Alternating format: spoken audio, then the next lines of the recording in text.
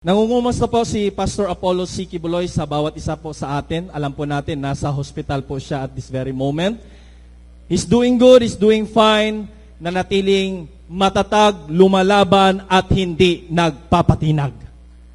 Alam po natin anong dahilan? This all because of the political harassment and political persecution.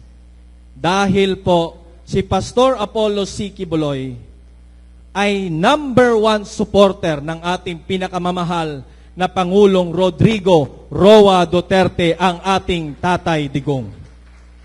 Kaya nakita po natin paano po siya inipit kasama na ang Kingdom of Jesus Christ, paano po inabuso, paano po tinapak-tapakan ang aming pong karapatan, and we've witnessed that. 2 beses po kami nilusob sa ating sariling compound po dyan sa Katitipan. Mga compounds po sa Kitbog, Tamayong, Glory Mountain. 3 po sa aming missionary workers at mga kasamahan mga members ang namatay. Thousands of police forces storm our places. And there is no law. Wala pong batas na natupad doon. Sila po ang batas. They weaponize this government para gipikin, sikilin, tapak-tapakan pag ikaw ay tumayo sa katotohanan. Kakalabanin kanila pag ikaw ay tumayo sa katotohanan. Yan po ang ginawa ni Pastor Apollo C. Kibuloy. That is the reason bakit po tatakbo si Pastor sa pagkasenador. Sapagkat si Pastor po ang magiging boses natin sa Senado. Lahat ng mga inaapi, inabuso, siya po ang titindig at tatayo para sa ating lahat. Pastor Apollo C. Kibuloy, may napatunayan na po. He has the Exhibit A. Most of us nakapunta na siguro sa Glory Mountain, sa Prayer Mountain sa Tamayong, sa paanan ng Mount Apo. Sa ating pong compound dyan, 30 hectares po, adjacent to the Davao International Airport, na kung saan nandyan po ang malapit ng matapos na 75,000 seating capacity na King Dome, the largest indoor cathedral in the world. Nandyan din po ang Jose Maria College, thousands of scholars, at isa na po ako sa napaaral ni Pastor libre.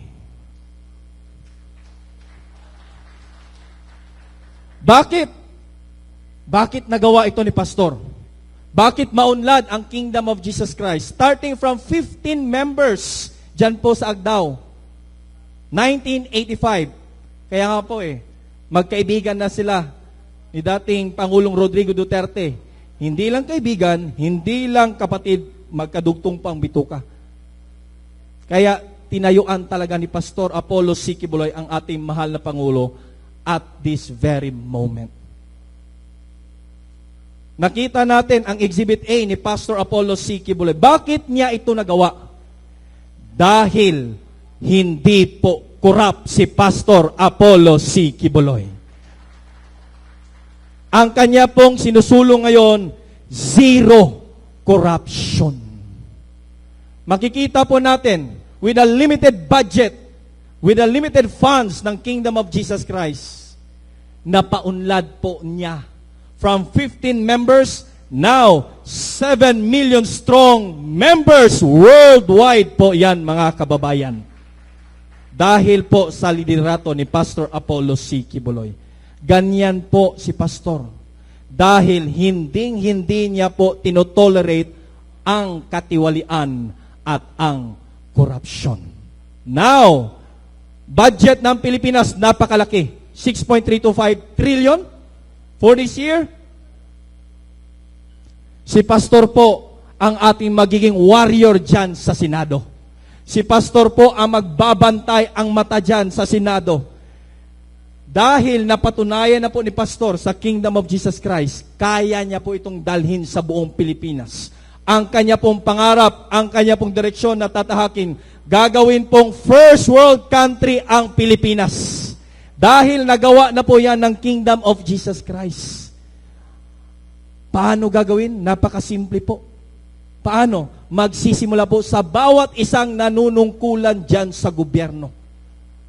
Pag mapatupad po ang zero corruption, masiguro po na ang pera ng bayan ay hindi lang mapunta, hindi mapunta sa bulsa ng ninuman na politikong nakaupo, kundi bawat sentimo ay mapupunta sa taong bayan, sa serbisyo nating lahat. Sa pamamagitan po niyan, makakamit po natin ang tunay na pag-unlad. Mga kababayan, ilagay po natin sa ating puso't isipan. Suportaan po natin ang lahat po ng mga kandidato na narito. Ito po, magagaling po itong lahat. Ito po, makikita nyo, may sinseridad sa kanilang mga puso. Walang ibang iniisip, kundi ang serbisyong publiko na walang korupsyon. Attorney Jimmy Bondok, Attorney JV Hinlo, ang dami pong programa, ang dami pong iniisip para sa ating bansang Pilipinas. Attorney Rodante Marcoleta, matapang, tumayo, laban sa katiwalian. Senator Christopher Bongo, walang ibang bisyo kundi ang magserbisyo. Siyempre pa, Senator Ronald Bato de la Rosa, itaga nyo sa bato, manindigan yan, matapang yan, ipaglalaban tayo. Attorney Vic Rodriguez, na doon sa likod, ang ating mga kababayan, supporters po. Attorney Raul Lambino, napatunayan din po sa public service. And also, Philip Epektibo Salvador. Mga kababayan, ako po isa sa natulungan ni Pastor Apollo C. Quiboloy. Pinaaral without asking anything in return. Ganun po tumulong si Pastor.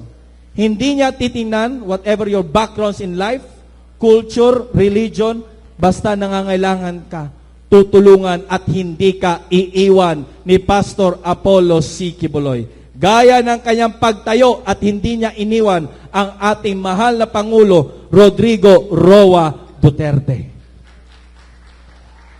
Kaya sa gabing ito po, mga kababayan, lubusan po ang aming pasasalamat sa inyong lahat sa pag-invite po sa amin at mangusap po sa inyo.